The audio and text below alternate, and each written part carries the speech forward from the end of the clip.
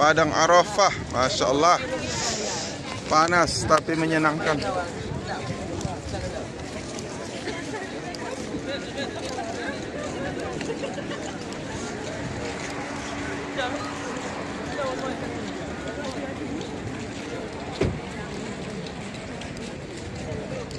Padang Arafah